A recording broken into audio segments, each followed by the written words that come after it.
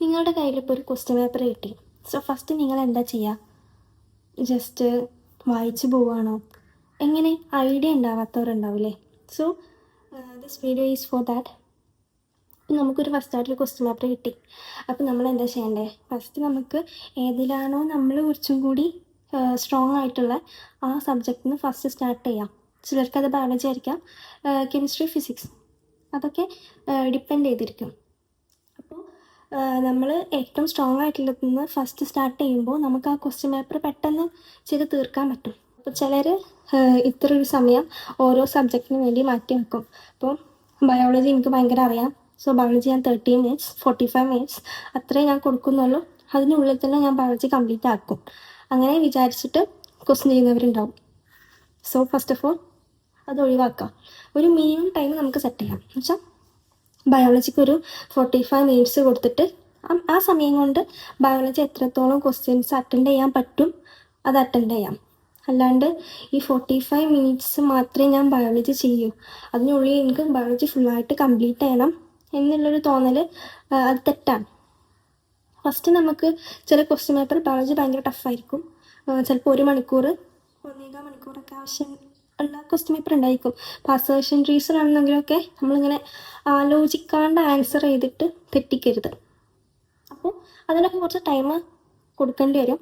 അപ്പോൾ ഇപ്പോൾ ബയോളജി എന്നാണ് സ്റ്റാർട്ട് ചെയ്യുന്നതെന്നുണ്ടെങ്കിൽ നിങ്ങൾ ഫസ്റ്റ് ഒരു ക്വസ്റ്റ്യൻ പേപ്പർ അങ്ങനെ നോക്കുമല്ലോ. നിങ്ങൾക്ക് അറിയുന്ന ഓരോരോ ഈച്ച് ക്വസ്റ്റ്യൻസ് നോക്കിയിട്ട് നിങ്ങൾക്ക് അറിയുന്ന ക്വസ്റ്റ്യൻ ആണെന്നുണ്ടെങ്കിൽ ആൻസർ ചെയ്യുക. ഡൗട്ട് ഉണ്ടെന്നുണ്ടെങ്കിൽ റൗണ്ട്, വട്ടോ, നിങ്ങൾക്ക് ഇഷ്ടമുള്ള സിമ്പിൾ മാർക്ക് ചെയ്ത് വെക്കാം. അപ്പോൾ ചെയ്ത ക്വസ്റ്റ്യൻസിന് മാർക്ക് ചെയ്യേണ്ട, ചെയ്യാത്ത ക്വസ്റ്റ്യൻസ് മാർക്ക് ചെയ്തിടുക. എന്നിട്ട് അടുത്ത സബ്ജക്റ്റിലോട്ട് പോവുക. എന്നിട്ട് അതിൽ നിന്നും ഫസ്റ്റ് റൗണ്ടിൽ അറിയുന്ന ക്വസ്റ്റ്യൻസൊക്കെ ചെയ്യുക. അങ്ങനെ 3 സബ്ജക്റ്റും ഒരു റൗണ്ട് കംപ്ലീറ്റ് ആയതിനു ശേഷം പിന്നെയും അടുത്ത റൗണ്ടിൽ ബയോളജിയുടെ പിന്നെയും വരാം. അങ്ങനെ റൗണ്ടായിട്ട് കംപ്ലീറ്റ് ചെയ്യാം. എന്ന് വെച്ചാൽ ഫസ്റ്റ് റൗണ്ടിൽ ഈ സിമ്പിൾ, പിന്നെ മീഡിയം, ദെൻ ഹാർഡ്, അങ്ങനെ 3 റൗണ്ടായിട്ട്. ആൻഡ് ഇൻ ലാസ്റ്റ് 15 മിനിറ്റ്സിൽ നമ്മൾ ഒന്നും കൂടി OMR ഒക്കെ ഒന്ന് നോക്കുക. എല്ലാ ബബിളും ഞാൻ ചെയ്തിട്ടില്ലേ, എനിക്കറിയാവുന്ന ക്വസ്റ്റ്യൻസൊക്കെ ഞാൻ മാർക്ക് ചെയ്തിട്ടില്ലേ, ഏതെങ്കിലും മാർക്ക് ചെയ്യാൻ വിട്ടുപോയിക്കണോ, അങ്ങനെയൊക്കെ ചെക്ക് ചെയ്യാം. ആൻഡ് OMR ഫില്ലിങ്ങിൽ ചിലരൊക്കെ ലാസ്റ്റ് ഫില്ല് ചെയ്യാൻ വെക്കുന്നവരുണ്ടാവും. ടൈം അത്രയും ലാഭിക്കാൻ വേണ്ടിയിട്ട് അങ്ങനെ ഓരോ ക്വസ്റ്റ്യൻ ചെയ്യുമ്പോൾ ടൈം കുറയല്ലോ, അത് അവോയ്ഡ് ചെയ്യാൻ വേണ്ടിയിട്ട് ലാസ്റ്റ് ബബിൾ ചെയ്യുന്നവരുണ്ടാവും. ചെയ്യരുത്. അത് നമുക്കിപ്പോൾ ഹറിബറിയിൽ എന്തെങ്കിലുമൊക്കെ ചെയ്താൽ ഇത്രയും ചെയ്തത് പോയില്ലേ, കഷ്ടപ്പാടൊക്കെ വെറുതെ ആയി. അപ്പോൾ ഞാൻ ചെയ്തതെന്ന് വെച്ചാൽ എനിക്കിങ്ങനെ ഓരോ ക്വസ്റ്റ്യൻസും ബബിൾ ചെയ്യുമ്പോൾ എനിക്ക് പേഴ്സണലി ഞാനിങ്ങനെ മാറി കുത്തുമായിരുന്നു. ഇപ്പോൾ 128A ഞാൻ കൊണ്ടുപോയിട്ട് 129 പോയി മാർക്ക് ചെയ്യും. അല്ലാന്നുണ്ടെങ്കിൽ 127 ഞാൻ എഴുതാതെയാണ് 128 എഴുതുന്നുണ്ടെങ്കിൽ ഞാനത് കൊണ്ടുപോയി 127 മാർക്ക് ചെയ്യും. അപ്പോൾ എനിക്കിങ്ങനെ ഓരോ ക്വസ്റ്റ്യൻസും മാർക്ക് ചെയ്യുമ്പോൾ ബുദ്ധിമുട്ടായിരുന്നു. അപ്പോൾ ഞാനിങ്ങനെ 2 സൈഡായിരിക്കുമല്ലോ ക്വസ്റ്റ്യൻ പേപ്പറിൽ ഉണ്ടാവുക. അപ്പോൾ ഈ സൈഡ് ചെയ്തിട്ട് ഒക്കെ ടിക്ക് ചെയ്ത് ക്വസ്റ്റ്യൻ പേപ്പർ ടിക്ക് ചെയ്യും. എന്നിട്ട് ഈ ഭാഗത്ത് OMR വെക്കും. എന്നിട്ട് ഓരോ ക്വസ്റ്റ്യൻ ഇപ്പോൾ 128A എന്ന് പറയണം, നമ്മൾ മനസ്സിൽ പറഞ്ഞുകൊണ്ട് തന്നെ ചെയ്യാം. 128A അങ്ങനെ തന്നെ ക്വസ്റ്റ്യൻ മാർക്ക് ചെയ്യാം OMRൽ. അങ്ങനെ ഞാൻ ഈ ഭാഗം ഫില്ല് ചെയ്യും. എന്നിട്ട് പിന്നെ ഈ ഭാഗം അതേപോലെ അങ്ങനെ ഞാൻ ഫില്ല് ചെയ്ത് പോയിരുന്നത്. അപ്പോൾ അങ്ങനെയും ചെയ്യാം. അതൊക്കെ പേഴ്സണൽ ചോയ്സാണ്. ഒരിക്കലും ലാസ്റ്റൊക്കെ മാറ്റി വെക്കരുത്. ഒരുപാടായിട്ട് OMR ചെയ്യും, അങ്ങനെ ചെയ്യരുത്. പരമാവധി നിങ്ങൾക്ക് ഓരോ ക്വസ്റ്റ്യനും അങ്ങനെ ബബിൾ ചെയ്യാൻ പറ്റുന്നുണ്ടെങ്കിൽ അത് ചൂസ് ചെയ്യുക, അതായിരിക്കും നല്ലത്. പിന്നെ പറയുന്നതെന്നുണ്ടെങ്കിൽ ക്വസ്റ്റ്യന് ഡയഗ്രാംസിൻ്റെ ക്വസ്റ്റ്യൻസൊക്കെ ചിലപ്പോൾ ABC എന്നൊക്കെ ഇട്ടിട്ടായിരിക്കും ക്വസ്റ്റ്യൻ തരാം. അപ്പോൾ അതിൽ ഏതാണ് ക്വസ്റ്റ്യന്, ഏത് ഓർഡറിലാണോ ചോദിച്ചത്, ഇപ്പോൾ ABCD തന്നെയാണോ ചോദിച്ചത്, അങ്ങനെ ചിലതിൻ്റെയൊക്കെ ഫ്ലോ ചാർട്ടിൻ്റെ ഓർഡർ ഉണ്ടായിരിക്കും. ഇപ്പോൾ ഇതിൻ്റെ ഓർഡേഴ്സൊക്കെ കറക്റ്റായിട്ട് ശ്രദ്ധിക്കുക. അസെൻഡിങ് ആണോ ഡിസെൻഡിങ് ആണോ ഓർഡറിൽ എഴുതാൻ പറഞ്ഞത്. ചിലപ്പോൾ ഓപ്ഷനിൽ 2 ഉണ്ടാവും, അതൊക്കെ ശ്രദ്ധിക്കുക. ആൻഡ് പിന്നെ OMR ബബിളിങ് ഫസ്റ്റ് ഒരു OMRൻ്റെ ചുറ്റൊരു റൗണ്ട് ചെയ്യുക. റൗണ്ട് ചെയ്തിട്ട് ബബിൾ ചെയ്യുക. It will be useful. Question paper ചെയ്തുകൊണ്ടിരിക്കുന്ന സമയത്ത് ഒരു ക്വസ്റ്റ്യൻ നമുക്ക് ഭയങ്കര ടഫായി തോന്നി. അപ്പോൾ വിചാരിക്കുക ഇത് എനിക്ക് മാത്രമല്ല ടഫ്, എല്ലാവർക്കും ടഫാണ്, ഭയങ്കര ടഫാണെന്നുണ്ടെങ്കിൽ എനിക്ക് ചെയ്യാനും കൂടി പറ്റുന്നുണ്ടായിരുന്നില്ല.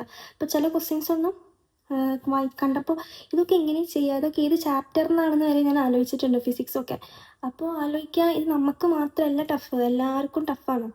അപ്പോൾ അത് ആലോചിച്ചിട്ട് ടെൻഷൻ അടിക്കാണ്ട് നമുക്കതിലിപ്പോൾ പേഴ്സണലി എനിക്ക് കുറച്ച് ടഫായിട്ടുള്ള ക്വസ്റ്റ്യൻ പേപ്പർ ആയിരുന്നു ഇഷ്ടം.